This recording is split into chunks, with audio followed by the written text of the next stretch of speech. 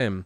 In Volta region, we are in Hohwe on Heritage 107.3 FM and Kwando on Akpini Radio 96.7. In Ashanti region, we are in the capital Kumasi on Orange 107.9 FM. In Ahafo region, we are on Hames 106.5 FM in Goso. In Bono region, we are on Greener FM 95.9 in Sunyani. In Takrady, in the Western region, we are on Premier 100.5 FM and Beach 105.5 FM. Do send us your messages by sending them to WhatsApp number 0549 986 996 0549 986 996. You can also listen to us by going to YouTube and look for Citi FM. You go to also Facebook and look for Citi FM. You can also send messages by going to Twitter, now known as X, and drop your messages there using the hashtag Eyewitness News. Mention me at Umaru Sanda or at Citi973. Let's start off from the House of Parliament. Kezela Tuforsin, the Member of Parliament for Ejumako Enyane CM, who is Minister for Finance, laid before the House President Mahama's budget to the people of Ghana last week. Today, the House began a debate, a very fiery one it is, on the both sides of the minority and the majority. Let's have a flavor of what transpired. You were complaining about an arrears stock of 7 billion. 8 years, you have shot it up to 49 billion. Mr. Speaker, that is not all. Apart from that, in fact, this figure does not include the 68 billion cedis owed by ECG. It does not include the 32 billion cedis owed by Cocoa Board. It does not include the $1.73 billion owed to the IPPs. It does not include the 5.7 billion cedis owed by the road sector. Mr. Speaker, this is what they left us. And what is shocking, Mr. Speaker, the shocking part is what I'm going to talk about. From 7th December, when they lost power, to 7th January, when they handed over power, a period of 1 month, statistics at the Controller and Accountant General's Department shows that they made payments to the tune of 32.7 billion cedis. These people were determined to deplete the coffers before they leave office. In addition to this, the Controller and Accountant General Office is a public institution and these are verifiable. In addition to that, bank transfer advice, BTAs, sitting at Controller to be paid is in excess of 18 billion cedis. The only reason these payments were not made because they had depleted the coffers. They wanted to pay all this. Why were you doing this? What was Ghana? Was Ghana going to die?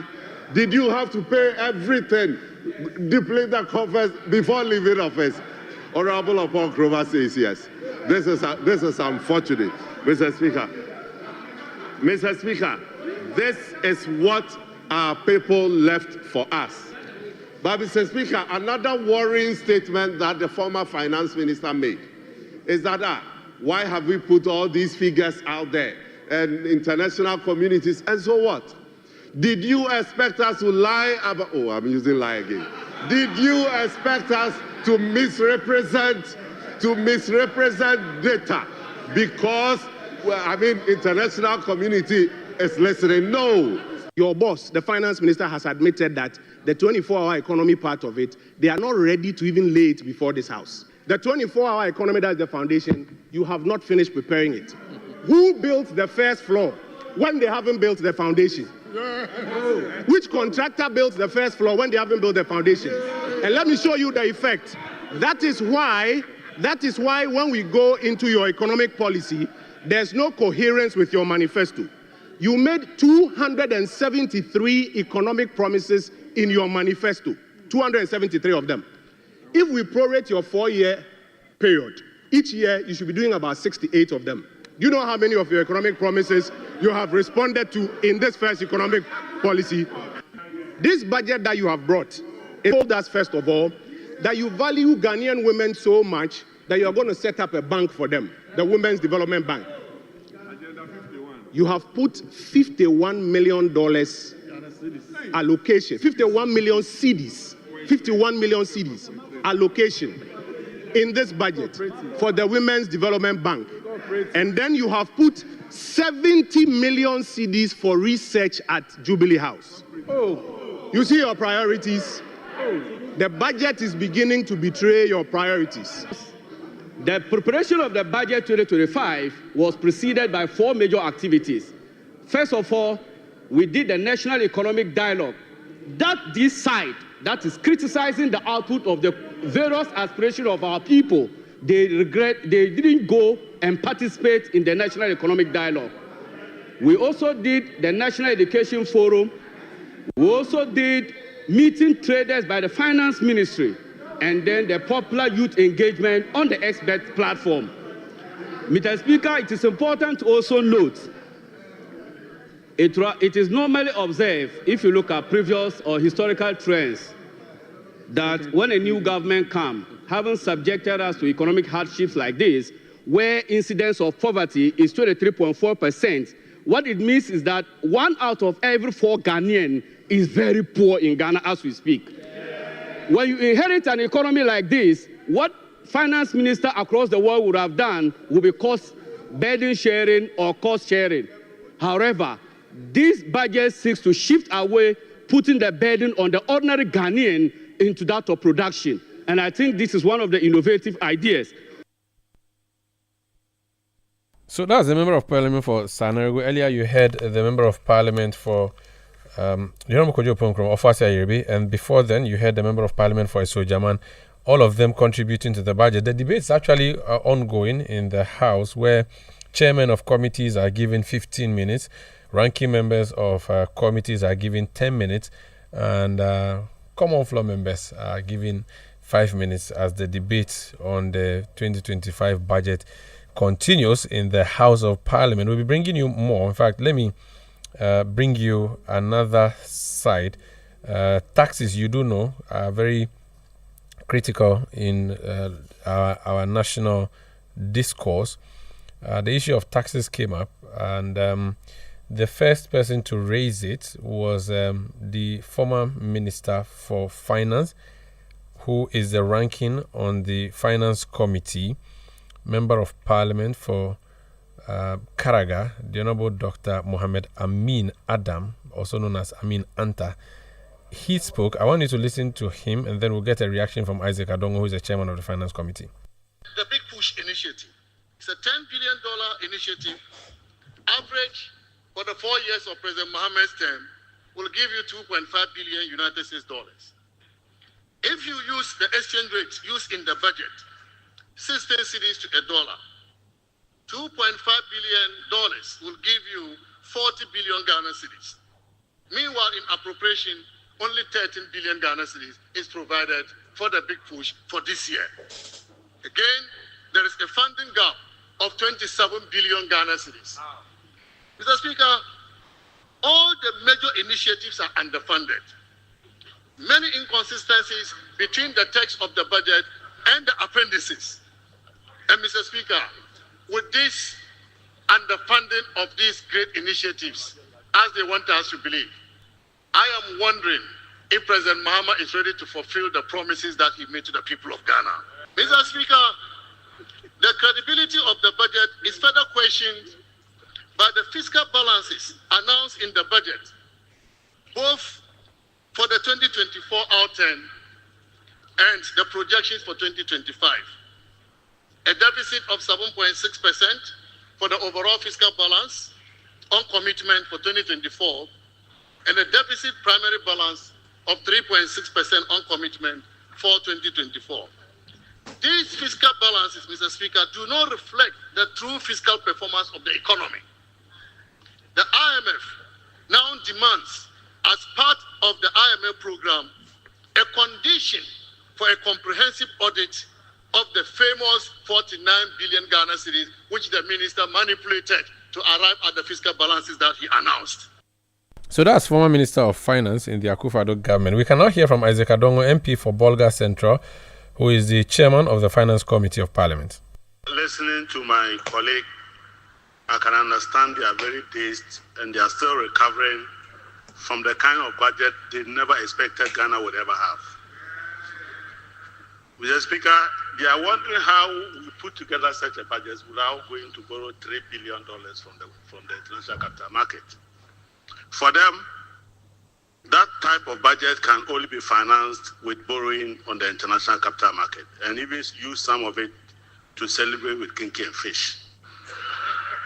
So we have come to teach them how to run an economy properly, so to speak. In fact, at some point in time, I was almost going to ask MTN to audit their books whether some of the quick loans have not found their way to these people. Because they were so loan-driven that they didn't know that you could manage an economy from generating internal resources. But, Mr. Speaker, in 2019, the government of Ghana, led by Ken Ofori-Atta, the then finance minister, went to the IMF after he failed to meet the performance criteria and applied for waiver for the non-observance of performance criteria.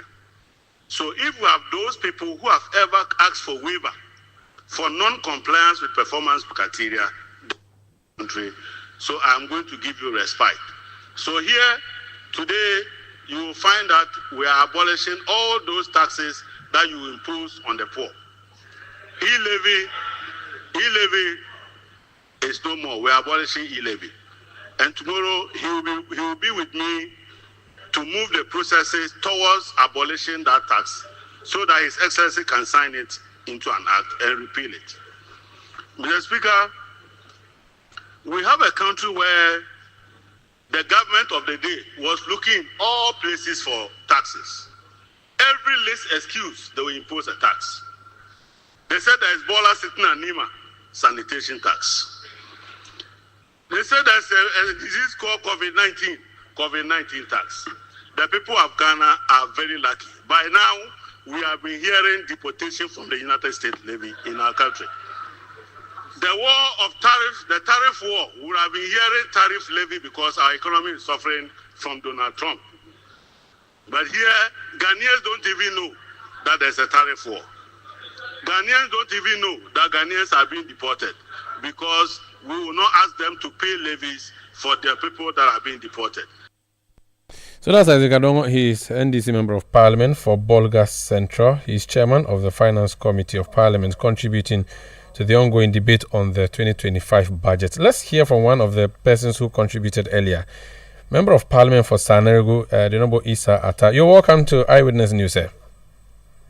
Thank you for the opportunity. I'm sure all fans of Sagnarigu would have been expecting you to drop a proverb or two, considering that you replaced Alhaji ABF Hussaini in your debate. We didn't hear that. Apparently, the thing is not in the constituency; it's just in one blood. No, it's just it's in the constituency, but considering the magnitude of issues that confronted us today, we had to start on a very serious note, and that's why you didn't get one or two from me. Very well. By the end of this discussion, I'll ask you to drop one line or two. I want to see whether it is in the constituency. Now, let's get to the main issues. You took issue with the NPP's boycott of the major fora you held ahead of the budget. So, for you, they should not even be speaking about something they refuse to contribute to. Was that a position you were trying to state? So, personally, let me say good evening to your listeners and to yourself. I started my submission by illustrating the fact that this budget is a consolidation of the various shapes and forms of opinions across various stakeholders in the country, with the exception of the NPP. So if you look at the approval ratings of the budget, aside the NPP, you won't find a single stakeholder in this country that has condemned this budget except the NPP. So my view is that, judging from their conduct, even prior to the preparation of the budget, will tell you that ordinarily they will have issue with the budget. So I was not surprised listening to some of the issues that they made. One was the National Economic Dialogue, that we invited every well-meaning, cruciating hardship that they are going through and measures between the short to medium term that we can use to address those concerns. So this budget seems to respond to those concerns and not the type of economy that they left behind in 2024. Okay, now whenever you raise these issues that you raise, people are quick to remind you that you used your mouth to say you would come and fix it. And to the extent that you said you would come and fix it, you should just focus on the fixing and leave the lamentations to the book of Lamentations. What do you say to that? So, and I disagree vehemently with that proposition. And let's get it right. When you are consulting people on a policy proposition, it doesn't mean you lack ideas. You just need the buy-in of every Ghanaian. And number two, this budget, a budget according to the Section 23 of the Public Financial Management Regulations, it states the components of a budget. First of all, the budget is an accountability tool that gives the outturn of the preceding year. So the outturn will be the 2024. All the projections that we had made at the beginning of 2024, what is the outturn in terms of performance? So the budget will give highlights of the performance of 2024. And then it will give you the short to medium term policy framework of the government in terms of planned government revenue and then planned government expenditure. And then the third one, it will give you the long-term economic policy of the government. When you take the first component, which is the accountability tool of the budget, it is interesting to note that you can't talk about it without looking at the outturn in terms of 2024 macroeconomic indicators. And that is exactly what the budget did, because everybody knows in an IMF PCPED program, you expect certain conditionalities to be met with strict compliance order. But what did we see? If you look at the structural benchmarks, one, the primary balance on commitment basis, the IMF expected us to do a positive of 0.5% of GDP. And that one measures the fiscal health of the country. Because, Umaru, if you take your domestic expenditure out of your domestic revenue minus interest payment, what it simply means is that if you get it to be positive, you don't need to borrow externally. But if you get it to be negative, it means you need to do external source of funding. That is why we go into the Euro bond market to borrow more. So I am submitting that the IMF gave a surplus of 0.5% target of GDP. This government moving from surplus to deficit of negative 3.9%, and the overall primary balance of 7.9% negative. So if you look at inflation targeting of 18%, they missed it and they took us to 23.8%. You look at our public debt, with so much fiscal rigidities that they have confronted this country with, they have the audacity to still question the competencies of the NDC. Total public debt, according to the Auditor General in 2017, at 120 billion Ghana cedis. You move it due to reckless borrowing and exchange differentials, you move it up to 726 billion minus the SOE's debt. We cannot gloss over such reckless government decisions in the fact that we will be lamenting. It is important to lament on some of these issues, because if we don't do, you give impedance to future government to recklessly mismanage the country and expect a succeeding government to shoulder it irrespective of the bad governance that they impose on us. And the third one, look at the financial sector. An asset quality review was done by the Bank of Ghana and the IMF in 2015-2016.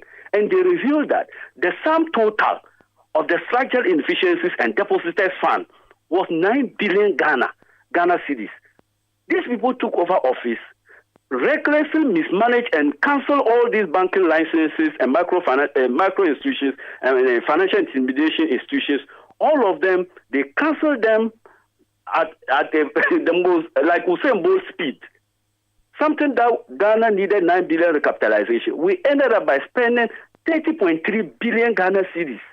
And we still need 10 billion Ghana cedis this year, plus 2.2 billion recapitalization of NIB and AB. You can't gloss over these things, Umaru. Now, coming to the second component, like I will just mention a few. They said we are underperforming in terms of our key government initiatives. They talk about the big push. They said we promised $10 billion. That why are we allocating only 13 billion? And Umaru, it is important to note that when you take over a government with a poverty incidence at 23%, where one out of every 4 Ghanaian is a poor person. You take an economy that has an unemployment rate of 14.7%. You take an economy that has the cost of living crisis skyrocketing, fuel prices going up and cost of transport going up. You don't start with opulence. You start with magnanimity. You start with prudence and honesty and truthful leadership. And that is why, as part of our short-term measures, is to reduce hardship, make sure that we consolidate our fiscal consolidation measures that we are putting in place. We also want to achieve that sustainability and also want to restore good governance and fight corruption. You talk about these are the things that concerns the government and not the usual national cathedral type of spending or the Bank of Ghana spending that we saw in the previous administration. We are looking at doing pro-poor policies that seeks to alleviate the suffering of our Ghanaian public. You talk about being truthful. The Honorable Upon Nkrumah thinks you are actually not being coherent, and that when you look at the manifesto, what you promised, matching it with the implementation, there's a lull in there. He says, for instance, your priorities are not right. You have dedicated only 50 million for the Women Development Bank, which was a huge campaign promise. Yes, 51 million, akin to something we used to pay a judgment debt many years ago. And yet, don't fall for that trap. And yet, you have dedicated some 72 million to the government office in charge of research. He thinks that that's a misplaced priority.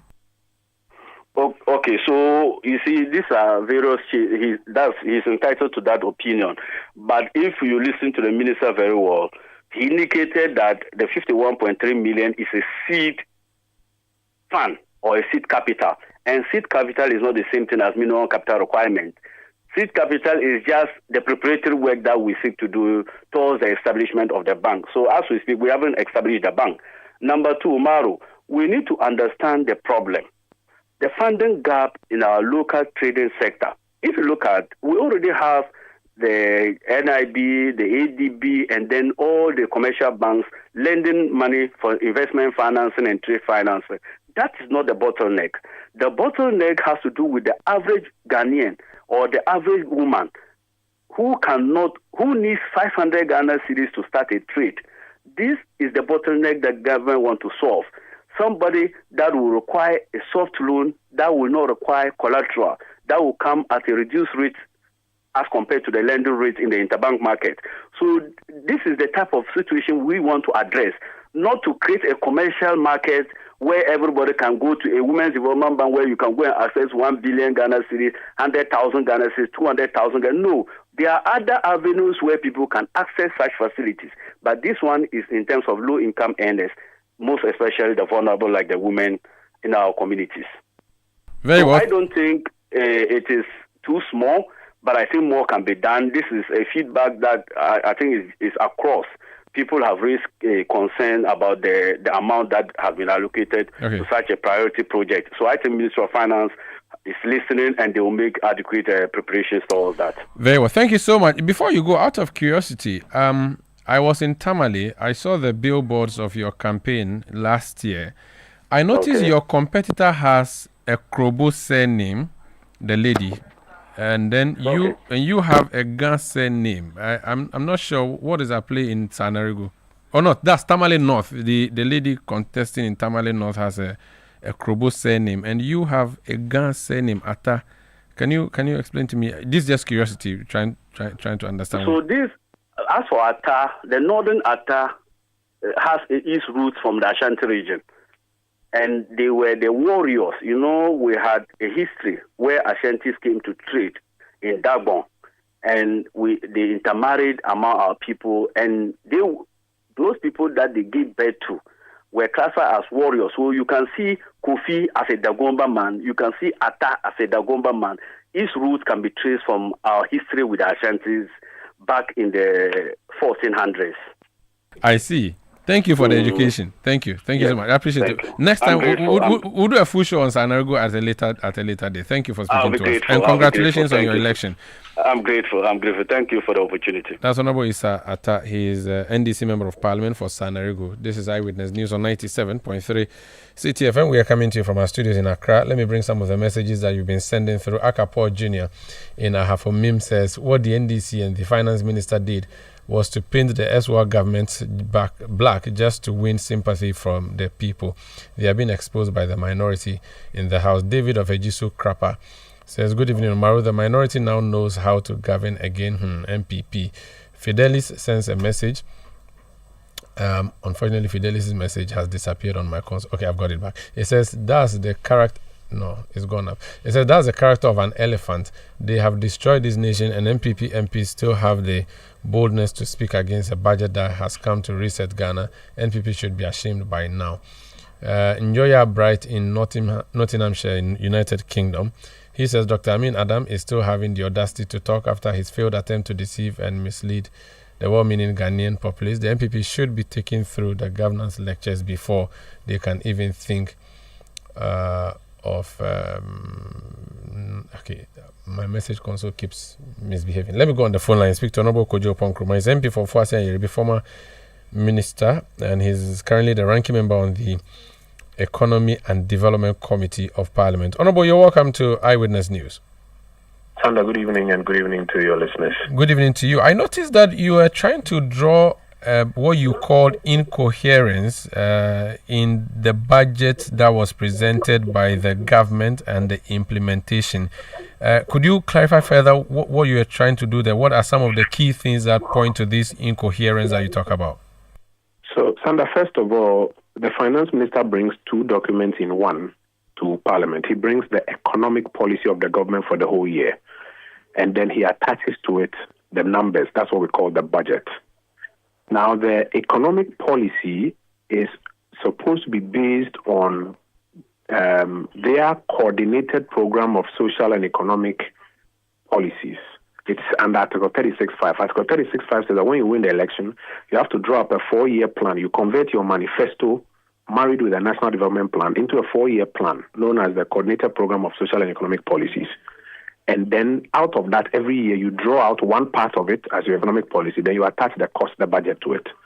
Now, for example, the NDC explained to us that they were going to base this on 3 foundational pillars: the 24-hour economy, the economic recovery program, the economic transformation agenda.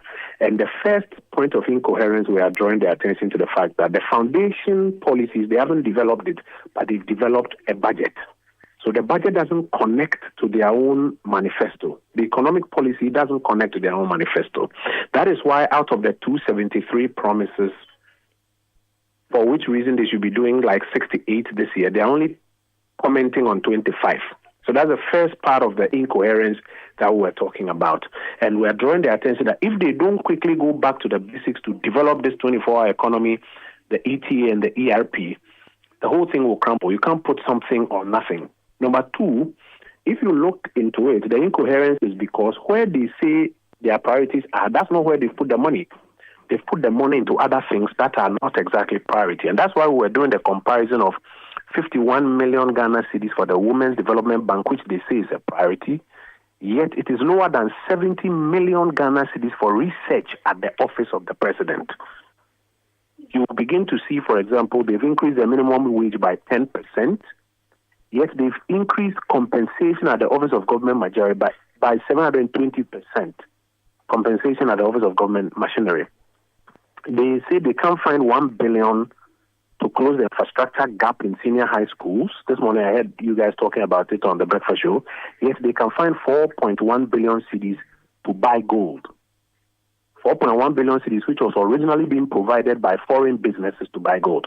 So those are the elements of incoherence we are drawing their attention to, that if you spend 100 million Ghana cedis on capital expenditure at the office of the president, buying cars and other things, yet you see you don't have fiscal space in the budget to recruit people in the public sector, then there's some incoherence coming there. But thankfully, they have about 3 more weeks. So we've drawn their attention that they can always go back and correct that level of incoherence, and we'll be happy to support them. Is it possible that they can use the fact that they had a forum and heard from Ghanaians, which may have made them change their minds and their plans? Can they use that as a defense? You see, you can't go to an election, sign a social contract with the people, and then when it's time for execution, you say, after the election, I met with people and the people said I shouldn't do it. That would be disingenuous. So, if anything at all, any ideas you are bringing from the economic forum should be a plus, not a deviation from the basic ideas that you shared with the people of Ghana, and when they accepted by voting for you, culminated into a social contract. Whatever I think you are bringing from the economic dialogue should be a plus, not a minus. It should not derogate from what you have already contracted with the people of Ghana that you do. The people of Ghana have not voted for the outcome of the National Economic Dialogue. They have voted for your manifesto. When you stood on the platform, the promises you made are not necessarily the things at the National Economic Dialogue. They are the things you told the people that when I come, I will work to ensure that energy prices stabilize. However, when you came to power, you have increased gas for producing energy, and you have also announced that you are going to adjust energy prices every 3 months. You can't go back to the people and say that, though I promised this, when I went to the Economic Forum, they said I shouldn't do it. And I don't think that the people of Ghana respectfully will buy that. Perhaps the exigencies of the time. Things change. You may come with a plan that is what you're going to do. I remember George Bush in 2001 came with the agenda to fix education, and then war broke, and then his agenda became war. So perhaps there's a change of plan after the fact. You do not think that can suffice at all as a good defense? I have had the privilege of observing governments in power from about 2009 very closely when I started practicing as a journalist. In the end, the people, apart from whatever crisis hits you along the way, the people will ask you about the basics. Remember that we were hit by a crisis and we tried to explain our way. The people said, we have heard your explanation, but we're holding you accountable to your promises, one, and two, to how you manage the crisis. The people will not say that your promises don't matter anymore, or that if you try to handle the crisis and the solutions did not suffice, you can use the crisis as an excuse. That's one of the bitter lessons that we have learned. And we are hopeful that if our colleagues listen to us, they will be able to correct these things before it's too late. Thank you so much for speaking to us, sir. Thank you, sir. That's Honorable Kojo Ponkroma, is MP for Fasa and Yerbi and ranking member on the Economy and Development Committee of Parliament. This is Eyewitness News on 97.3 Citi FM. There's more from the House of Parliament. We'll take a break. When we come back, we'll hear about that. This one has to do with Galamsey. Please stay with us. Eyewitness News. Be there as it happens. Oh, jump on now. Go. Google me. At what time when you come back, we are not hear the sound of your car? Why you buy new car? No, I not change my car. It be the same ride. It be the fuel way I change. Way one shouts it. Ever since I started using the all-new Excellium Premium Fuel, fortified with 3-in-1 action. Oh, Joe, now my car they run like electric car. No, it's so. This is the type of fuel where they want to. Because now engine they cost. Where they want for way if I buy it, it go protect my engine. And with the small way I buy, I go drive, sir. Absolutely. It's like strapping a turbocharger to your engine and giving it a protector. And what they bust my mind, Seth, be the 3-in-1 action, no? Excellium, they prevent up to 99% of deposit. It be anti-wear, some be anti-corrosion. Won't pay when I open them. Hey, so where can I find this magical fuel? Just head over to any Total Energy service station and your car will thank you. Hey, then make a finish my gobe fast, then rush go Total Energies. My friend, but why your hand my gobe inside? I give you info. Make a fill the gobe too small. The go. Excellium is designed to protect your car engine, decrease fuel consumption, and lower CO2 emissions. Don't say fuel, say Excellium. Choose Excellium, choose quality. Every day, people have money emergencies. Ma, I need my school fees. Mommy chop money. Cratchy, mommy rent. Emergency. Now, there's a new emergency number in town. More money, challenge and enjoyment. And the top life we got. Dial *770# for money emergencies and chop life. For emergency access to your bank accounts, transfers, utility payments, loans, and more. Dial *770#. Bank on the go even without data with EcoBank's short code for digital banking. EcoBank, the Pan-African Bank.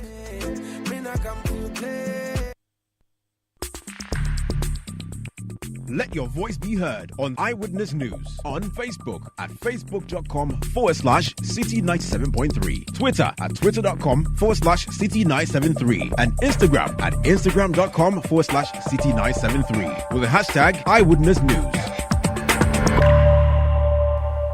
You're welcome back. Let's do some more stories. The government is set to present the Environmental Protection, Mining and Forest Reserves Amendment Regulations 2025 to Parliament on Thursday.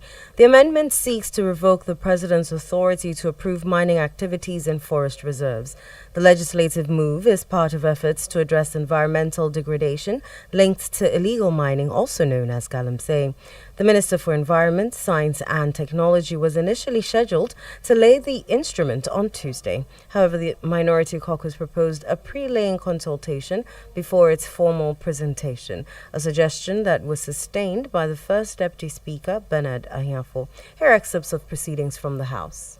Speaker, this was a major promise of President John Dramani Mahama and the government, and today we are seeing the implementation of a major promise aimed at dealing with the issue of galamsey in our forest reserves.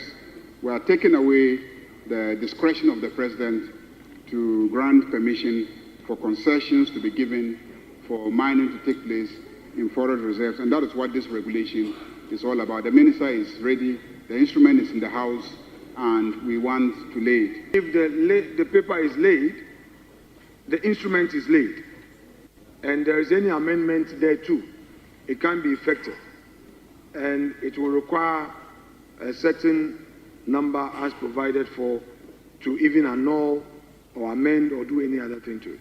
So on the basis of this provision, this House reached a consensus that allows what we call the pre-laying to enable the committee engage further on this matter, so that when the final instrument, together with the minister, is laid, that is, they fine-tune it and it's laid, at least we know that it's gone through all the processes. So I shall pray you to place the application on ice for now, and rather direct that the minister goes through what has become known as a pre-laying ritual, so that after that, the laying is done.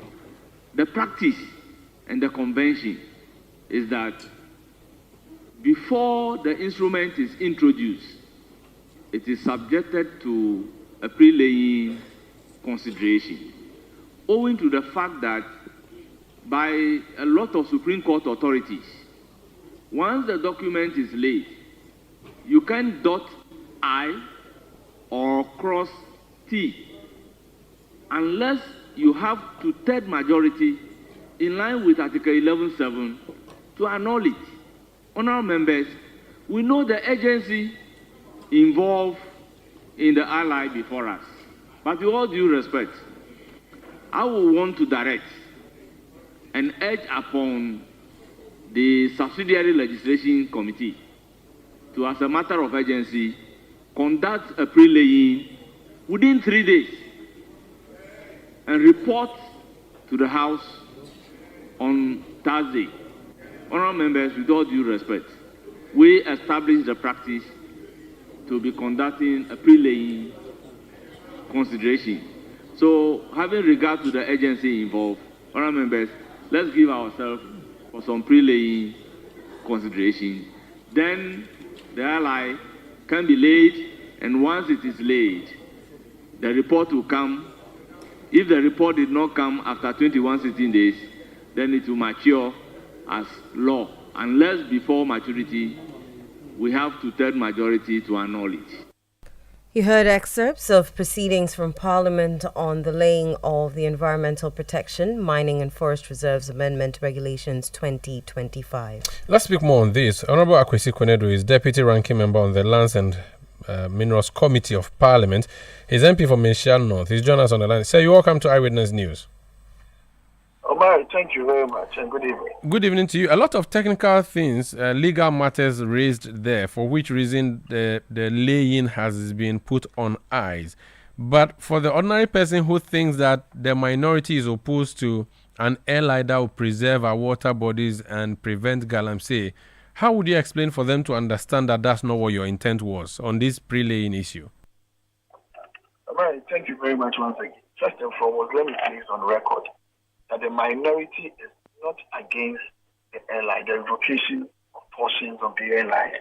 It seeks to mandate or give right to individuals to be able to mine in forest reserves. What the minority sought to do today was that the processes of passing an airline through ought to be followed. Parliament passed the airline Once an airline is delayed, 21 sitting days, the airline matures to become law. However, how the paper was presented today was that it was taking away the mandate. If you carefully listen to what the majority leader said, that it was taking away the mandate or the room that is given to the president, such that the president would grant people an opportunity, or prospectors an opportunity, or miners an opportunity, or companies an opportunity to mine in forest reserve. But that is not the point. Even with the airline, the revocation of that portion from it, where persons can be granted leave to mine in forest reserve, passing through all the processes that needs to be passed through. Still, even without that law, still, the president passing through his minister can't grant, because if you read Article 2576, it says that all natural resources in their natural state are vested in the president, for which he can grant. So it doesn't specify in the Constitution anywhere that is exempt from the president granting that license through the minister. So all that we sought to do was that let us take this airline to the subsidiary legislative committee. We are all in agreement with that. During the campaign period, during last year, both parties, all individuals, as a former deputy minister, we are all in support of it. But all that we are saying that we must take it, go and couch it in such a way that what we intend wanting it to serve can be achieved, whereby even without that, some way, somehow, granting of those licenses, that blanket we cannot therefore stand as per Article 2576 of the 1992 Constitution, so that regardless of how natural it is, wherever it is found, and the president finding it convenient, the minister can grant. No, let us go out there and couch it in such a way so that let's take it to the subsidiary legislative committee. Let us all go there, allow through the crafting, the couching and everything, so that we can present it to the floor of Parliament and such that once it's been 21 sitting days, it can mature into law, and what we intend wanting to have can be achieved. So we are not against it in any way at all. Off the top of your fingers, are there some key things in there that you believe ought to be dealt with before the lay-in? Because once it's laid, the Constitution has made the Supreme Court has made a pronouncement. You cannot do anything to an airline once it's laid, and the Constitution provides same. Are there things you believe ought to have been dealt with, things that you think should be removed or added before, off the top of your fingers? Yes, one, let me put it in proper context so that you can understand. Just as I said, that once is a natural resource in its natural state, wherever it is found, it is vested in the president, and that through the ministry and the minister, licenses or leases can be granted to people to mine. How do we catch it in such a way, or how do we formulate our airline, such that regardless of the constitutional imperative that we have, regardless of where the mineral is found, it can be granted? We can't exclude those areas very well and in perpetuity. Because if we take that portion out, and a land plan is drawn, and a concession plan is drawn, and somebody goes for a lease, and it will cover portions of reserve, what are you going to do? There will be no law stopping that person from mining in those areas.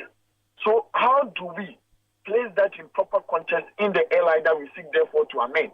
So that not only the phase that allow people to be granted leases in forest reserves will be taken out, but how we can also place some sort of protection for these areas also in the same airline. That is what that we seek to achieve, so that the broader view of protecting our forest and natural resource areas and some global biodiversity areas can be properly achieved. Because we are in an era of sustainability and conservation of our forest resources and natural resources. So how do we place our airline in that context in the modern world? That is what that we seek to achieve. Thank you. We are against it in any way. Thank you so much for speaking to us, sir. You're most welcome, Omar. That's Honorable Akwesi Konedu. He's Deputy Ranking on the Lands Committee of Parliament. He's also the MP for Mensha North. This is Eyewitness News on 97.3 Citi FM. Eno? So the Ministry of Transport has tasked a 13-member interagency committee to review aspects of the Road Traffic Regulations 2021 LI 2180 that prohibits the use of motorcycles commonly known as Okada for commercial purposes. Transport Minister Joseph Bukari Nikpe stated that the committee is expected to complete its work within 3 weeks as part of the Mahama government's efforts to legalize commercial motorcycle operations. Speaking after inaugurating the committee, he indicated that the government aims to permit the use of Okada following the review of the law. Prohibits the use of motorcycles and tricycles to do commercial purposes. And exactly that is what we are doing. We are looking within a period of 3 weeks for them to do all the stakeholder consultations, for them to bring all the ideas and the suggestions that will facilitate the amendment of the LI 2180 so that we will get our young people who are desirous to use motorcycles and tricycles to earn a living engage in that enterprise. So we are looking at 3 weeks for them to submit their reports. We made a promise that we're going to amend the law that prohibits the use of motorcycles and tricycles for commercial purposes. So that is the portion of the law we are going to look at. Minister of Transport Joseph Bukari Nikpe there. Now, some students of Gambaga College of Education in the Northeast region have fled the school following a gun attack on their colleagues, which left one dead and another injured. I'll come back so that you tell us more on that story. But if you look at our website yesterday, there's a story that we published on citinewsroom.com. Drivers Union announces 20% increase in fares over rising costs. That story by Daniel Dromensa of the Citi Business Desk says the Alliance of Drivers Ghana has announced a 20% increase in transport fares effective Monday, March 17, citing rising fuel prices, escalating engine oil costs, and the increasing prices of vehicle spare parts. Speaking to Citi News, the group's National Public Relations Officer, Kweku Boatin, appealed to commuters to understand the financial challenges facing the transport sector. He noted that drivers have absorbed rising operational costs for months, but the continued surge in expenses has made fare adjustments unavoidable. The Road Transport Union, Ghana Private Road Transport Union, has issued a statement and is denying this particular issue. Abbas Imoro is Industrial Relations Officer of the GPRTU. He's joined us on the line. You're welcome to Eyewitness News, sir. Yeah, thank you, sir. So this is a statement issued by Protoa GPRTU, the two of you, right? Come again. This is a statement issued by Protoa and GPRTU, correct? GPRTU and TCC. Is that what is called the tripartite committee? Yes. Okay. Yes. You are saying that we should disregard the decision of this union to increase transport fares. Why? Yes. I will plead with you after the interview tomorrow. Go around and search if you can locate just one place in Accra that they operate. They are not an operating transport union, transport company, transport limited, and even if they are, that is not the way we increase lorry fares. Normally, if we are to come up with any upward adjustment in lorry fares, we justify it by looking for the items we use in running transport, looking at their former prices and the current prices. We have to put it in order. If there are any differences in fuel prices as well, we indicate. And then we put that as an argument to buttress why we are moving from the old rate to any new rate. Then we present it to the Transport Ministry, who always are ready to defend the general public. They are there defending the passengers or any business that we do with the general public. They will also go around and find out if our presentation is genuine. Then we will come to a round table. Most often they will tell us, yes, we've gone around and your presentation is right. but we are pleading with the percentage that we are bringing up with. We'll bargain, talk about it, and finally come up with an agreed percentage, of which we come up with a communique giving about 5 or 4 days ahead. Then it takes effect from that day. And normally every fair increment that we come up with take off smoothly. But we are not in a country whereby there's no law. If anybody thinks by chance he has some fleet of vehicles, then he comes up with his prices. That's not the way we do. Meaning, if we allow that, or the country allows that, we allow those in good standing to cheat the general public. Hence, we came up since from 2 days today that nobody should go by that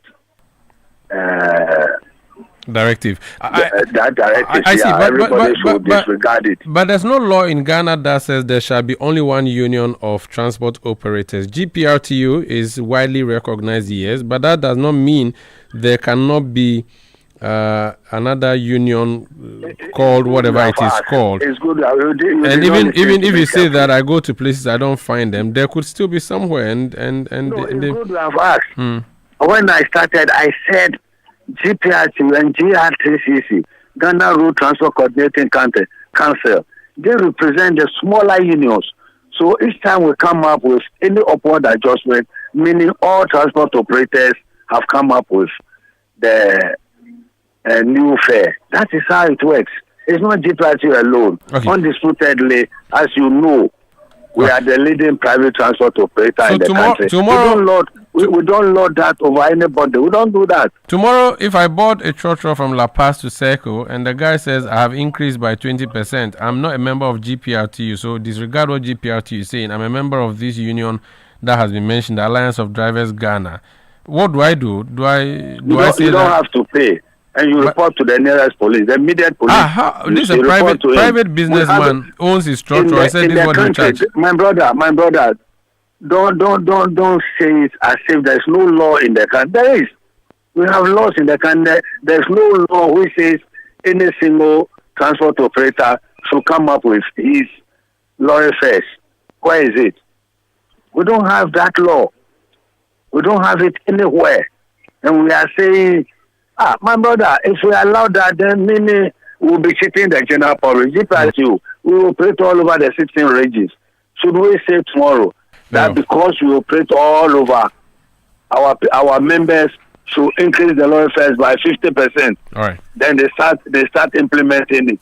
Are we building our country? Thank you for speaking. The answer is no. Thank you for speaking to us. The answer is no. Thank you for speaking to us. Thank you for calling. That's Abbas Imoro. He's Industrial Relations Officer of the Ghana Private Road Transport Union, GPRTU. This Eyewitness News on 97.3 Citi FM. Up next, we'll bring you the latest in the world of business. And then on Point Blank, my guest is a youth leader of the NPP, Salam Mustafa. I'll ask him how come his youth didn't show up for him and the NPP is now in opposition. Please stay. Eyewitness News. Be there as it happens. Gasaba. Smoke from firewood and charcoal is harmful and as damaging to our lungs as cigarettes. It can cause heart diseases leading to stroke and may even affect our eyesight in the long run. Grandmothers, mothers, sisters, wives, men, caterers, and everyone still cooking with charcoal, let's switch to LPG gas.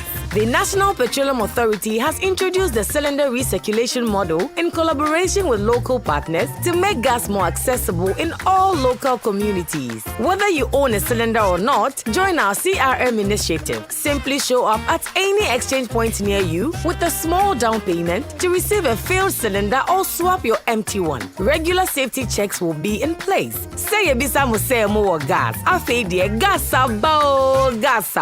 Switch from firewood and charcoal to gas for a better and healthier life. This message is brought to you by the National Petroleum Authority and the Ministry of Energy.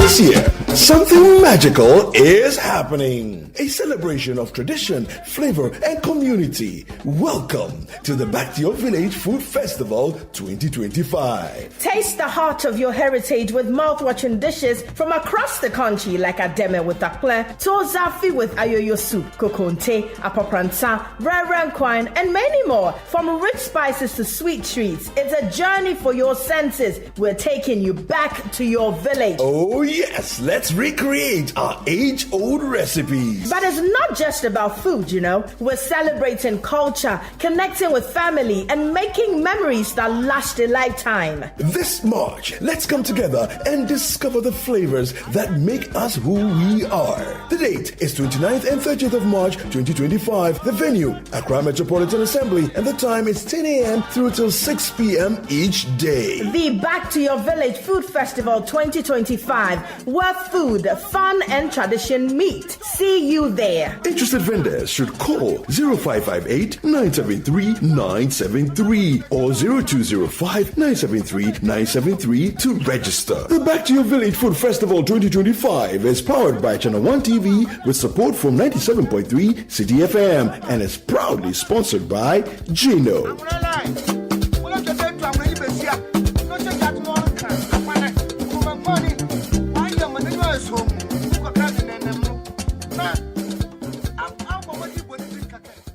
Get the details. Every significant financial transaction, every market movement, and all the policies that affect your business. Citi Business News. Be informed. Time now for Citi Business News on Eyewitness News. I am Inusa. Let's settle for the details. Deputy Finance Minister Thomas Ampim-Nyako has stated that government will complete the value-added tax reforms by 2026 as part of efforts to improve tax efficiency and boost revenue generation. Speaking at the Oxfam Tax Dialogue on Channel 1 TV on Tuesday, Thomas Ampim-Nyako said the reforms aim to simplify VAT compliance, expand the tax base, and enhance digital systems to curb evasion. He also noted that streamlining VAT processes will reduce the burden on businesses while ensuring that more entities contribute fairly to national revenue. And back to the VAT, yes, I'm happy he appreciates and everybody appreciates that the burden on VAT payers because of the way the 2.5% on health insurance and on get fund is treated is putting a lot of pressure on them, and that is what among some of the things that we want to have discussions about and streamline it so that it will be easy for everybody. The IMF has indicated that they would support us with technical support in these areas, and so that is going to start very soon. The finance minister has indicated that even before the arrival of the IMF technical team, we will start engagement with our stakeholders to have inputs into all these so that we can have a tax system that will help your businesses, that will also help government to raise enough revenue. Because at the end of the day, we need the revenue also to do a lot of things. So these consultations will go on, and definitely your industry will be involved in it. The process will start, but if you look at medium term, we have zero-rated the COVID levy, for instance, for 2026. So definitely by 2026, it will be off. But as to whether we'll be able to finish and implement it this year is something that will be... Okay. You heard Deputy Finance Minister Thomas Ampim-Nyako. President of the Greater Accra Regional Chapter of the Association of Ghana Industries, Chana Makpelu, called on government to expand its tax base through innovative ways to improve revenue mobilization. The budget looked promising. It's come across like a more stabilizing budget for us in the private sector, especially also because some of the taxes that we've always advocated about, as you know, has been taken off, like the e-levy, for example.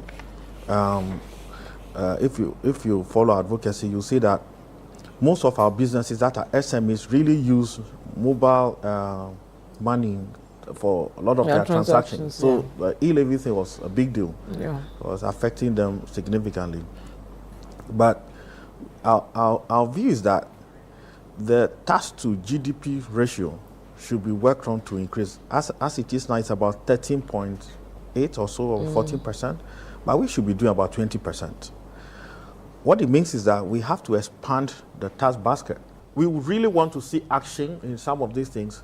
Look, tax collection and tax mobilization has to be innovative. We have to find innovative ways of expanding the tax basket, especially in a world that is going ever digital. That is the president of the Greater Accra Regional Chapter of AGI, Chanam Akpelu. Now, Presidential Advisor on the Economy, Seth Terkper, has stated that the country's push to attain upper middle income status will require strengthening the domestic bond market and reducing reliance on external borrowing. He noted that the transition from a lower middle income status would mean losing concessional loans and significant foreign grants. Speaking at the PwC 2025 Budget Digest Forum, Seth Terkper called for more collaboration in resetting the economy. Who are active in the economy, but not to governments. If we become upper middle income per capita of about 4,000, US dollars, we are likely to lose substantial, if not all, of concessional financing and grant. The best will be hybrid. That's the IBRD countries. There are a few of them in Africa. And this is what we have to prepare for in doing the correction, in resetting, the economy. There's a historical context to resetting the economy, and that is what I have attempted to summarize, for us from ERP SAP era, when I started my profession and had an insight. Guzi is here, they were seniors at the time, to the present, and some of the ups and downs that we have gone through. And now where we are is dangerous. We don't want to go down further. Seth Terkper is the Presidential Advisor on the Economy. Meanwhile, the Presidential Advisor on the 24-hour economy, Gusi Tano, revealed that it will seek long-term capital to finance the identified value chains, such as agriculture, textiles, and garments, under the 24-hour economy policy. So what we in the 24-hour economy are doing in relation to the value chains that I have mentioned, agriculture, industry, machinery and technology, textiles and garments, and mindset development in terms of digital skills and mainstreaming digital skills in the TVET program, so that we are linked eventually to the BPO market. So Ghana is a destination of business process outsourcing. All of these value chains require capital, and that capital must be sourced from somewhere. Our intention and our objective is to source capital that is concessional, and that allows for those who will be on the on-lending banks in Ghana to put a spread on it, taking into account the risk premium and whatever inflation environment we have, so that we don't end up at rates that are beyond 12% on the Citi. That's Presidential Advisor on the 24-hour economy, Gusi Tano. Accounting and auditing firm Deloitte has described the government's 4.0% real GDP growth target for 2025 as realistic and attainable. However, the firm warns that the expected slowdown is largely due to the government's fiscal tightening and aggressive expenditure cuts, which could limit the rollout of key policies and programs. There's more in the following Business Desk report by Daniel Sakiti. In its 2025 budget review, Deloitte stressed the need for the government to reverse the trend of high budget deficits, which averaged 7.5% between 2021 and 2024. With a projected 3.1% deficit for 2025, Deloitte believes this signals fiscal prudence, a key requirement under the IMF Extended Credit Facility Program. The firm also supports the government's cautious spending approach, noting that it could help restore investor confidence and macroeconomic stability. Despite the need for spending cuts, Deloitte underscores the urgent need for government-led economic expansion to tackle rising unemployment. The firm commends plans to prioritize investment in high-growth sectors, but cautions that achieving a balance between austerity and job creation will be challenging. Given the moderate growth outlook, Deloitte advises that expectations regarding job creation in 2025 should be measured, as macroeconomic stability is the foundation for long-term sustainable growth. One major concern Deloitte highlights is the rising debt and arrears in the energy sector, warning that a potential power crisis could derail the projected economic growth. since industry is expected to drive growth, ensuring sustainable and consistent power supply is crucial. Deloitte urges the government to swiftly engage key stakeholders and implement a clear roadmap to settle these debts to avoid disruptions that could slow down economic progress. That was a business desk report filed by my colleague Daniel Sakite. That's all for City Business News on Eyewitness News. I am Inusafo. Up next is Point Blank. Eyewitness News. Be there as it happens. Oh, jump on now. Go. Google me. At what time when you come back where I don't hear the sound of your car? Why you buy new car? No, I not change my car. It be the same ride. It be the fuel way I change. Way one shouts it. Ever since I started using the all-new Excellium Premium Fuel, fortified with 3-in-1 action. Oh, Joe, now my car they run like electric car. No, it's so. This is the type of fuel where they want to. Because now engine they cost. Where they want for way if I buy it, it go protect my engine. And with the small way I buy, I go drive, sir. Absolutely. It's like strapping a turbocharger to your engine and giving it a protector. And what they bust my mind, Seth, be the 3-in-1 action, no? Excellium, they prevent up to 99% of deposit. It be anti-wear, some be anti-corrosion. Won't pay when I open them. Hey, so where can I find this magical fuel? Just head over to any Total Energy service station and your car will thank you. Hey, then make a finish my gobe fast, then rush go Total Energies. My friend, but why your hand my gobe inside? I give you info. Make I feel the gobe too small. Go. Yo, Pana. Excellium is designed to protect your car engine, decrease fuel consumption, and lower CO2 emissions. Don't say fuel, say Excellium. Choose Excellium, choose quality. Football's magic never fades, even from the couch. The sound of halftime banter replays at the touch of a button. Cheering with my chosen crew. Pure game magic. It's like I'm there, but with a better view from the comfort of my home. Priceless. From the March 3rd to April 30th, pay with your MasterCard, online or in-store, and stand a chance to win a unique priceless viewing experience of the UEFA Champions League final for you and your friends. MasterCard, proud supporter of non-stop fans. T's and C's apply. Let your voice be heard on Eyewitness News on Facebook at facebook.com/Citi97.3, Twitter at twitter.com/Citi973, and Instagram at instagram.com/Citi973 with the hashtag Eyewitness News.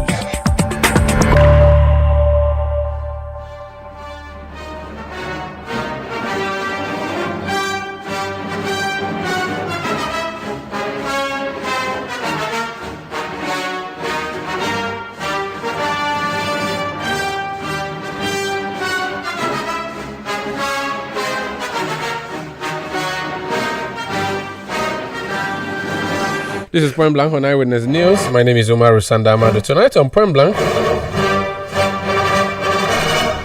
my guest is a youth president of the New Patriotic Party. His opposite number has been given a ministerial position. It would have been him, Minister for Youth Development, today on my show. Unfortunately, Salam Mustafa, his party crashed at the polls last year. He's my guest on Point Blank and he's joined me. You're welcome to Eyewitness News. Thank you very much, Umaru. Ramadan Mubarak to you.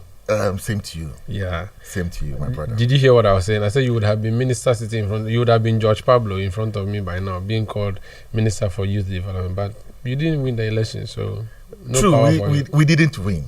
We didn't win. I should stop rubbing it in there. Yes, you have rubbed it straight in my face. But lest you forget, I have served as a presidential staffer. Which is on the scale of a minister of state. No, minister is bigger. And a deputy minister. The same emoluments, the same, we're on the same level. Okay. So, he has a whole ministry to himself now.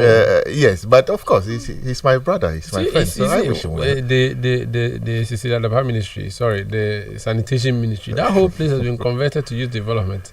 Oh, okay. So I didn't know that. That's where he's operating from. That's right. So the NDC youth, if you are looking for George Pablo for jobs, the 5,000, 3,000 cake. No, that's Basintali. That one they should go to Ridge around the Ridge Hospital. They can move 500 meters close, and go and take their powder flesh. But what happened? Where did your youth go that you didn't? When the 3K men by Basintali were coming to vote, your 3K men were sleeping.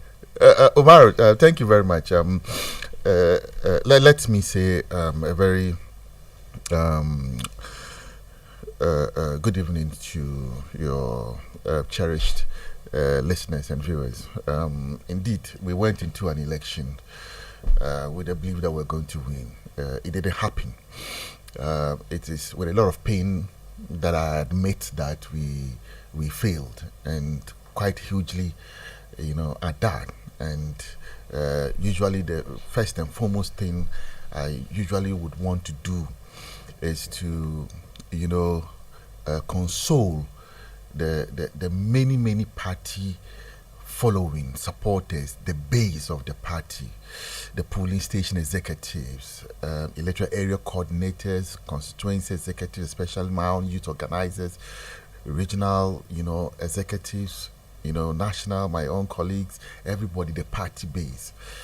Usually I say we failed, and it is with a lot of pain, and I say a very deep sorry from the very depths of our hearts, to all the party following, especially the thousands, millions of young people who were looking up to us to win the election and give them hope.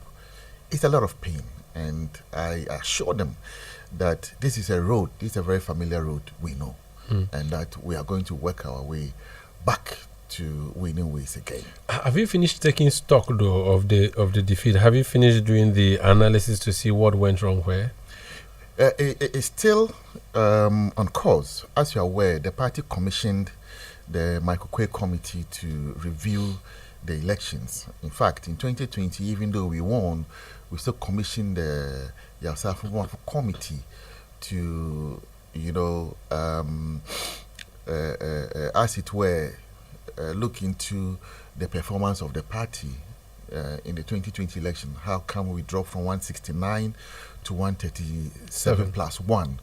And they did quite a very good job. So we are waiting for the Michael Quay committee to wrap up their work. I have appeared before the committee together with my other colleague national executives, and they've gone across the 16 regions, the 276 constituencies. So it is a process still ongoing, and we are all, coming back to life, reawakening ourselves. And we are not just sitting waiting for the Michael Quay committee to finish, but I'm sitting here engaging you and the multitudes out there, and it is part of the reawakening process as we gear towards rebuilding the party and reorganizing the party for the 2020. Do you have a timeline by which this committee's work should be done? Yes. By 31st of this month, we're expecting them to. So it's nearing completion. Yes. Are there some earlier indications that can be picked from the work that they have done? Are there things you are seeing that, based on ABCD, this is what may have caused ABCD? Of course, we are all politicians, so these things we have an understanding of what would go in. I usually put into 3 broad categories. From my perspective, the factors that mitigated the work of the NPP that saw this huge defeat that we suffered. One, you cannot analyze the results, and the results itself speaks volumes. It's numbers, and the numbers have meaning, and the numbers that are at play here speaks to us in very loud voice that yes, apathy was a very huge factor, and the economic crisis that we went through is a huge factor. Then, of course, the party itself as a machine, it's also a factor. So when you put all these 3 broad categories together and other peripheral issues, then you come to understand why we lost.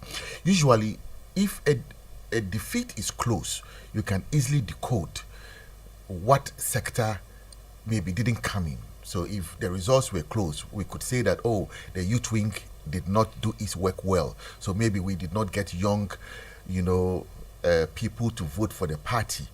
Or maybe the women's wing did not perform, so we couldn't attract women voters. Or the Nasara did not bring in, Nasara votes, settlers, and so on and so forth.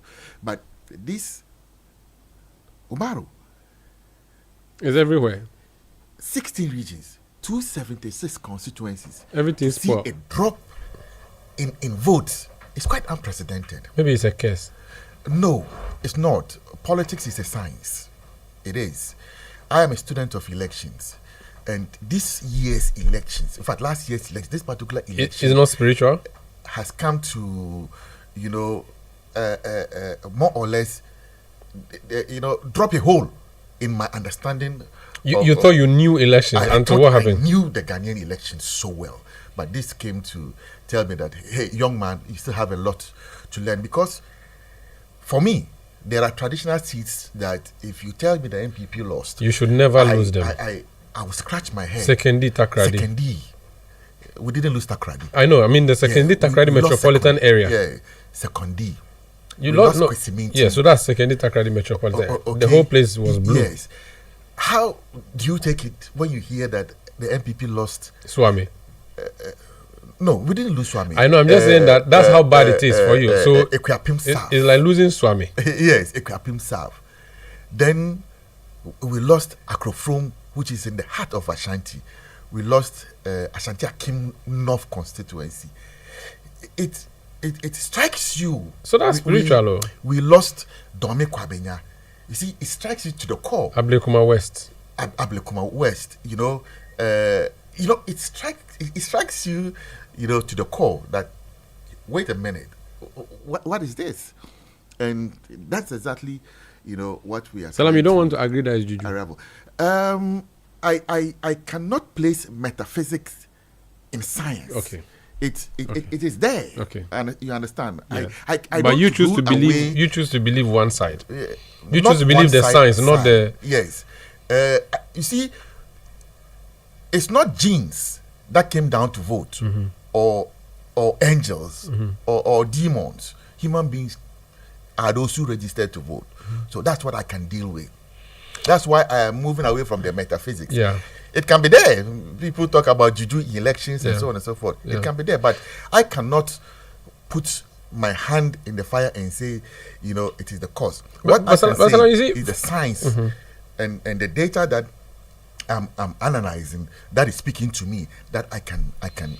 You lost Adansia Sokwa. Yes. You lost all these traditional places you call MPPCs. You lost all of them. My question is, if it is true that it was apathy amongst MPP people generally, when did they have this conference or congress where they agreed that and you people at the top never saw this congress or conference? Yes, so it's quite an interesting question that we ask all the time. It is as if there was some conference across the 276 constituencies that, okay, if it is true that your people didn't show up to, because there's a view that no, they showed up and they voted. Recently, I was doing some trend analysis. This is last week. I'm putting together some paper, and I was doing trend analysis.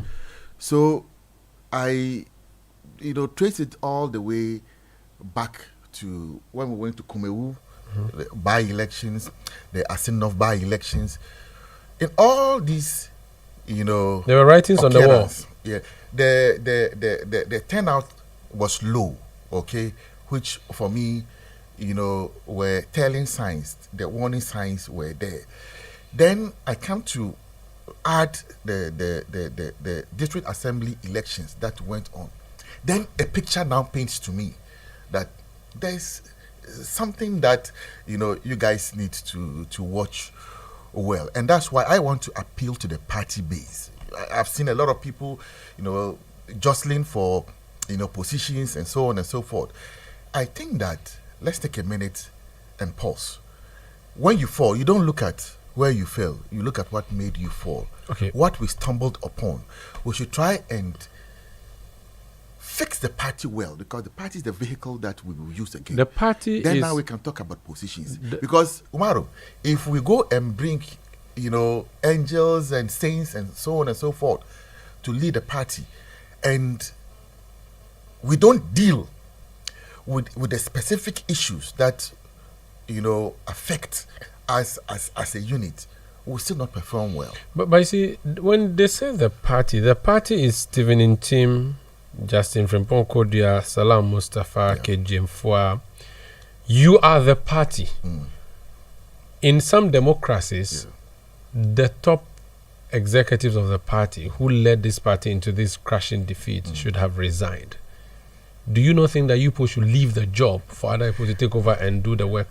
David Cameron lost an election and decided he didn't resign, but he resigned. Yes. He is not even a party leader necessarily. He was leading a government. Should you people not do same? All of you executives go home, because this is a vote of no confidence in you. In the aftermath of the defeat, there was so much of it. These people should resign. People didn't do anything. I've been a subject of a lot of bashing, you know, and I take all of that in good stride. Who should they go and attack? I'm the national youth organizer. They expected a win. They didn't. If we had won, they will praise, and I'll be happy. If we have lost and they're attacking me, there's opprobrium, I shouldn't take it? No. I take it. I accept all the critiques, the criticisms, the bashing, the insults. I've said this time without number. I accept every single one of them. I decode it as such.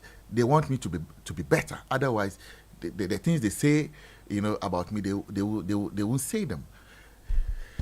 Unfortunately, it doesn't work like that. We cannot just say we are going to resign and block, because you still have to lead the process to reorganize and come back. So it's not about throwing, you know, everybody under the bus. Umaru, when MPP went into opposition in 2008, I was a polling agent for the MPP. I was. We lost the 2008 election, 2009. I played my role as a party member from that day, from 2009, all the way till the day we won elections in 2016, when I rose through the ranks to become the Deputy National Youth Organizer. So it's a familiar road that we know. And I have said this time without number. I will dedicate every strength in me for the party to reorganize and come back. Okay. Have you found who should be blamed here? There should be one person who should be blamed. Should that one person be your flag bearer, your running mate, your national executives, the president at that time? Who should take the blame, or who should take the fall for the party's defeat? And I'm asking you this because in 2016, you people wanted to hang the thing around John Mahama's neck and say it was John Mahama who led the NDC into defeat and not the NDC unnecessarily. Others said the NDC was unattractive. This particular time, is it the party that is unattractive? Was Dr. Baumia who was unattractive? Or was Nana Akufo-Addo who failed abysmally and all of that? Or is the national executives who were asleep? So I think I've mentioned it before. I've mentioned it earlier that a defeat of this nature, 1.7 million difference, 2.1, almost 2.2 million did not turn up to vote. Who voted in the last elections? John Dramani Mahama, His Excellency, couldn't make 200,000 new votes, even though we did limited registration exercise, 2 of them, where we had about 800,000 more people on the voters' roll. It tells you that you cannot just blame one person for it, right? So I've heard people put the whole blame on the president and the government because of economic issues. Yes, you cannot take it away. But of course, you know, not just that. It also comes down to the party structure, where, and I mentioned without, you know, number. I don't know whether in my interviews with you I did mention that going into the 2024 election, NDC was not the problem of the MPP, but the MPP was the problem, you know, of itself, because we have enough numbers to win. So if we are not united, you know, we could be heading into danger. We have to look at how we reorganize our party. And a lot of people have spoken about our delegate system and so on and so forth, how to, you know, whether to expand it or not, you know, but, you know, it has also come as one of the factors. So you cannot go and blame the president for that, okay? These are internal issues. So apathy, you know, people feeling, you know, left out, you know, and, you know, the party having, unity issues stemming from elections in fact, from the very base, the constituency elections, sometimes even from polling station elections, constituency elections, regional elections, national elections, then the presidential primaries. You cannot discount the impact of the divisions. You cannot discount it. Okay. Are you recovering? Can you recover? Yes, we are recovering. I will recover. We'll recover. Now, the most important, when you break down all the numbers, it tells you a very, clear story, right? Omaro, every election is a different election. Every election is different, and every election is a new election. So the 2016 election is different from the 2020. 20 is different from the 2024 elections, and the 2028 is going to be a different elections. The dynamics that are going to drive the 2028 elections are yet to surface.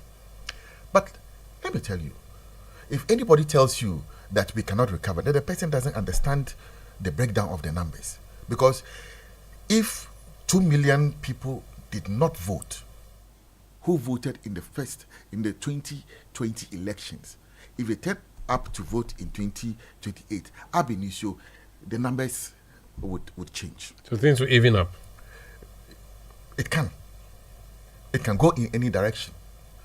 But of course, 6 regions account for over 2 million votes drop for the NPP. 6 regions.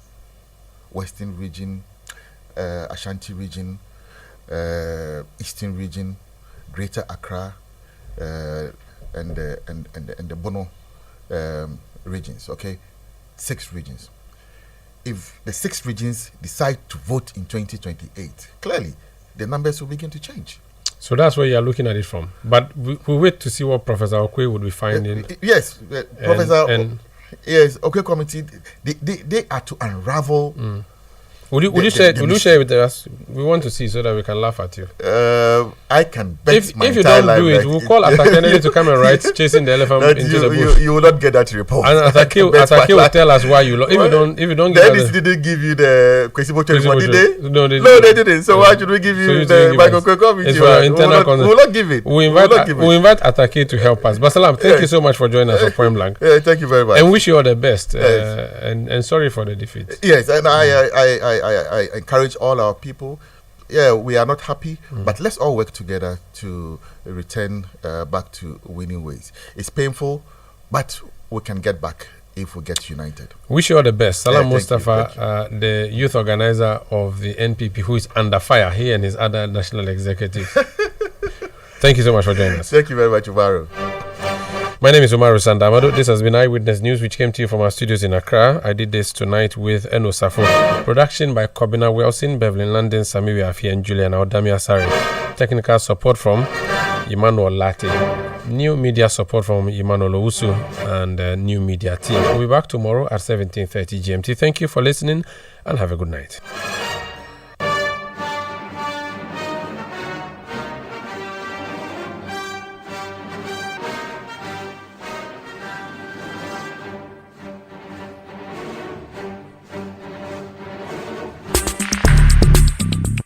Let your voice be